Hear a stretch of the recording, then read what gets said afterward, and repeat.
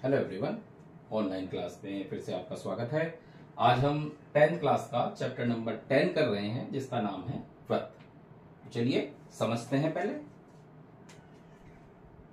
देखो, ये हमारे पास एक व्रत है, ठीक है।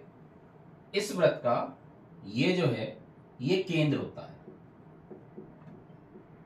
केंद्र, ठीक। ये जो है ये व्रत की है त्रिज्या, त्रिज्या।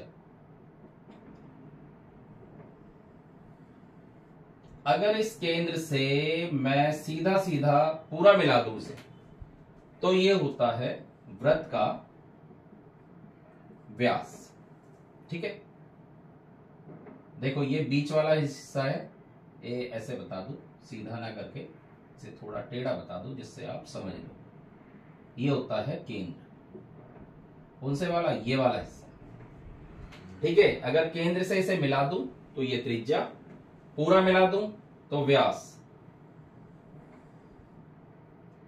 अगर व्रत के परिधि को कहीं से भी कहीं तक मिलाऊं, यानी कि परिधि के दो हिस्से मिला दूं, तो ये होती है जीवा, ठीक है।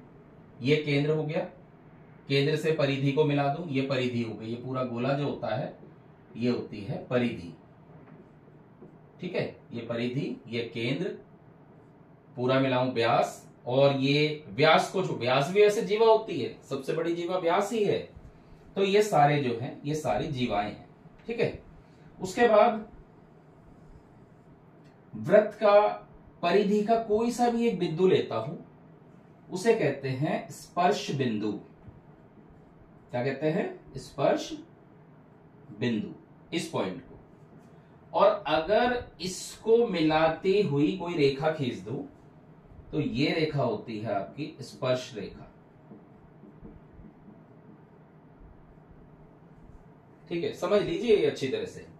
ये व्रत है, व्रत का ये जो आउटलाइन दिख रही है ना, ये गोला सा जो बना हुआ है, ये पूरी होती है परिधि, ठीक है। जो बीच में बिंदु होता है उसे कहते हैं हम केंद्र। केंद्र से परिधि को मिला दें तो वो होती है त्रिज्या। अगर परिधि के एक सिरे से दूसरे सिरे को सीधी मिला दें तो वो होता है हमारा व्यास, ठीक है। और व्यास को छोड़कर बाकी अगर यूं मिलाते हैं परिधि को तो वो जीवा होती है। और व्यास वाला जो है वो भी जीवा है, वो सबसे बड़ी जीवा है। लेकिन इस जीवा को हम जीवा भी कह सकते हैं, व्यास भी कह सकते हैं, बाकी को हम जीवा कहेंगे। क्लियर हो गया? ये जो है व्रत के कहीं भी एक बिंदु ले लो, वो स्पर्श बिंदु कहलाएगा, और उससे हम व्रत को टच करती हुई एक रेखा खींचेंगे तो वो होती है स्पर्श रेखा, ठीक है। इसके बाद एक और, ये व्रत है, और मैं एक ऐसी रेखा खींचू जो परिधि को दो जगह कट करते हुए बाहर निकल जाए, उसे कहते हैं हम छेदक रेखा, छेदक रेखा, ठीक। बस इस चैप्टर में केवल यही बातें हैं आपको ध्यान रखने की। तो सबसे पहले आप इसे अच्छी तरह से पढ़ लेना कि क्या क्या दिया हुआ है, कौन सी चीज क्या होती है। फिर करते हैं हम एक्सरसाइज पे आते हैं। सबसे पहले एक्सरसाइज 10.1 का हम फर्स्ट क्वेश्चन लेते हैं। क्या कह रहा है? एक व्रत की कितनी स्पर्श रेखाएं होती हैं? एक व्रत की स्पर्श रेखाएं अब कितनी होती हैं? अब देखो, ये व्रत है, ठीक है, ये व्रत है। आपसे पूछा है स्पर्श रेखा। अगर मैं ये वाला स्पर्श बिंदु लेता हूं तो एक रेखा यहां से खींच दी। अगर मैं यहां लेता हूं, एक रेखा ये हो गई। यहां लेता हूं, एक रेखा ये हो गई।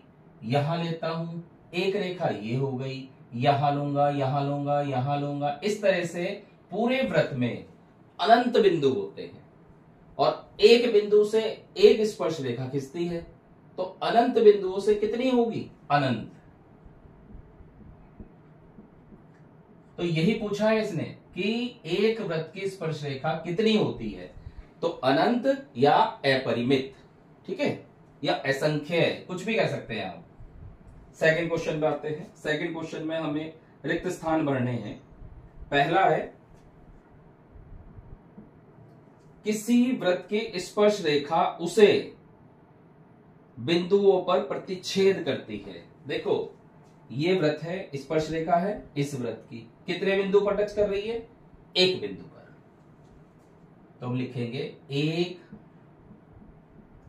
बिंदु पर प्रतिच्छेद करती है। दूसरे क्वेश्चन पे आते हैं। क्या कह रहा है? वृत्त को दो बिंदुओं पर प्रतिच्छेद करने वाली रेखा को कहते हैं। वृत्त को, देखो वृत्त को दो बिंदुओं पर प्रतिच्छेद करने वाली रेखा को क्या कहते हैं? छेदक रेखा। छेदक रेखा। नंबर 3 पे आते हैं। एक वृत्त की डैश समांतर स्पर्श रेखाएं हो सकती हैं। देखो ये वृत्त है, ठीक है। स्पर्श रेखा की बात करें, ये बिंदु लिया मैंने, ये स्पर्श रेखा हो गई। अब इसी के अगर समांतर खींचूंगा तो बस यहां एक लाइन आएगी, बस और नहीं आनेगी। यानी कितनी समांतर हो गई? 2। तो 2 समांतर रेखाएं,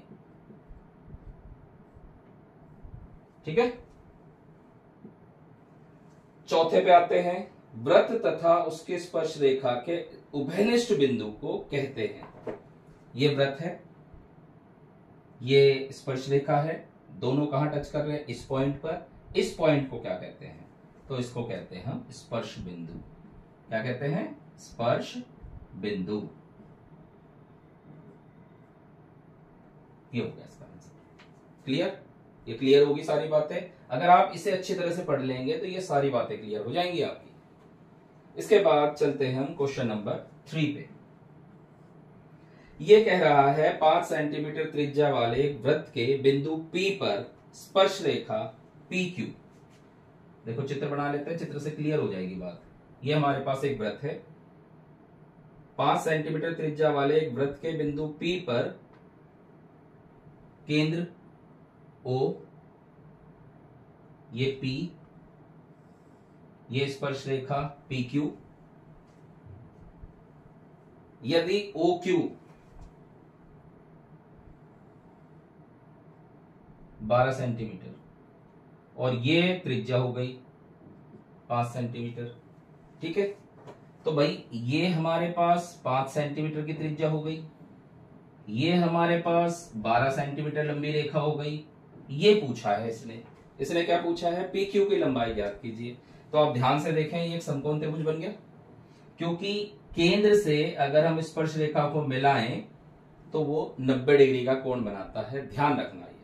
तो इस तरह से हमारा ये समकोण त्रिभुज तैयार हो जाता है। और समकोण त्रिभुज में हमें पता है पाइथागोरस थ्योरम लगता है, कर्ण का वर्ग बराबर लंब का वर्ग प्लस आधार का वर्ग। OQ 12 का वर्ग बराबर OP 5 का वर्ग प्लस PQ का वर्ग, ठीक है। तो सोल्व करते हैं इसे हम। 12 का वर्ग 144, 5 का वर्ग 25 प्लस PQ का वर्ग।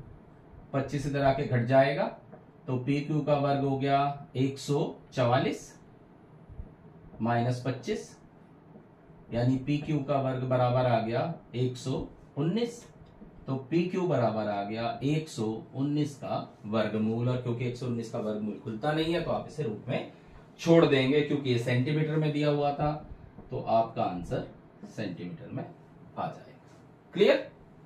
इसके बाद लास्ट क्वेश्चन पे आते हैं। ये कह रहा है एक वृत्त खींचिए। खींच दिया हमने एक वृत्त, वो केंद्र मान लिया हमने, ठीक है। एक दी हुई रेखा के समांतर 2 ऐसी रेखाएं खींचनी है, उनमें से एक स्पर्श रेखा हो, दूसरी छेदक रेखा हो। अब देखो ये हमारे पास एक बिंदु ये है और एक हमने AB रेखा मान ली यहां पे, ठीक है। हमारा काम क्या है? हमें 2 रेखाएं ऐसी खींचनी है जो इसके समांतर हो, एक इसकी छेदक रेखा हो और दूसरी इसकी स्पर्श रेखा हो। तो उसके लिए क्या करेंगे? O से केंद्र O से रेखा AB पर लंब डाला। ठीक है, यहां से हमने एक लंब डाल दिया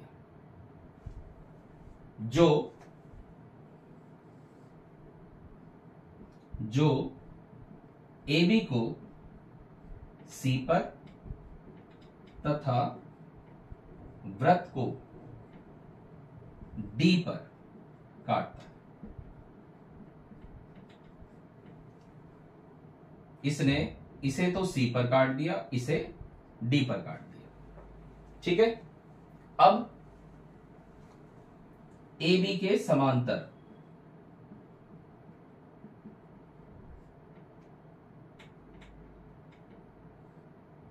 दो रेखाएं D से तथा OD के बीच में खींची।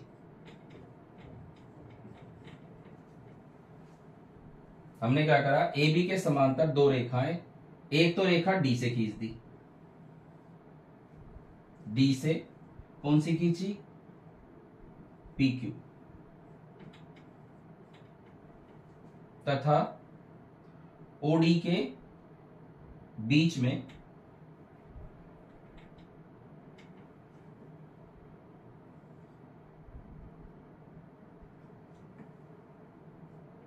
MN खींची।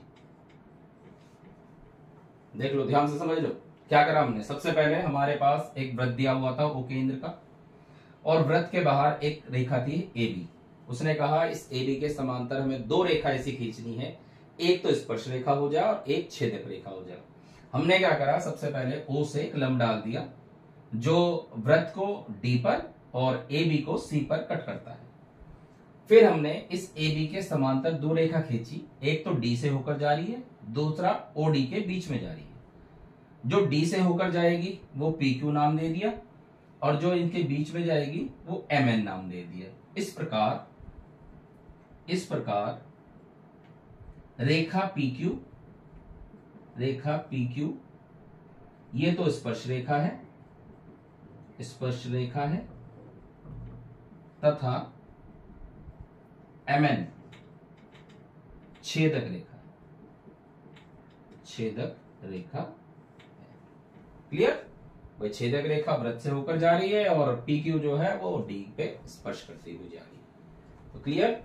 ये चैप्टर हमारा वृत्त का 10.1 एक्सरसाइज है। सबसे पहले बार बार कह रहा हूं, सबसे पहले आप इस बात को समझना जो मैंने आपको अलग अलग बातें बताई है कि परिधि क्या होती है, त्रिज्या, केंद्र, व्यास, ये तो सब चीजें आपको पहले से पता है। उसके बाद ये जीवा भी आपको पता है, एक ये स्पर्श रेखा, स्पर्श बिंदु और छेदक रेखा अगर आपको पता लग गया, फिर उसके बाद ये सारे क्वेश्चन आपको बड़े आराम से आप कर पाओगे। ठीक है? क्लियर है?